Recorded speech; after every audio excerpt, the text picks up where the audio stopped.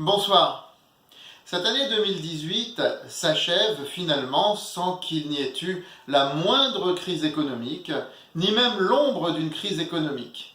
Mais pourtant, beaucoup d'inquiétudes et d'interrogations après un long cycle de croissance économique aux États-Unis, très moyennement importé en France, alors qu'on avait bien importé la crise d'il y a 10 ans, mais le cycle de croissance a été très moyennement importé, et comme je le montre dans mon dernier ouvrage, le pouvoir d'achat des Français a régressé sur ces dernières années, ce qui a entraîné des mouvements de contestation en France qui peuvent se propager en Europe sur les années qui viennent.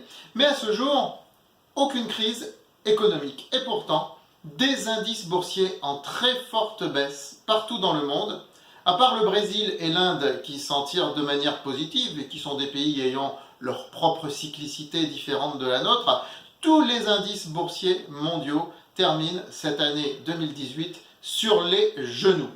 Une correction était logique, saine et normale, mais au-delà de la correction, ce sont désormais des anticipations négatives de la part des investisseurs qui se sont fait jour au cours de cette année. Comment cela va-t-il se passer en 2019 ? Va-t-il y avoir un ralentissement ? Rarement la situation économique n'aura été aussi complexe à analyser. Toujours est-il qu'il faut continuer de pratiquer l'investissement fondamental. À ce jour, encore une fois, il y a des craintes et des doutes, mais à part les dettes des États qui sont énormes, gigantesques et insupportables, il n'y a pas vraiment de crise qui arrive. Ce problème de la dette sera bien entendu à surveiller. J'en parle abondamment dans mon livre, L'économie, rien de plus simple, que j'aurai le plaisir de vous présenter le 24 janvier, jour où je vous retrouverai à Paris.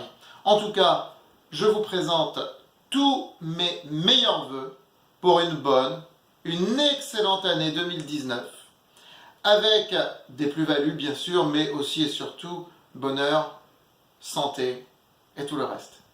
Bonne année 2019!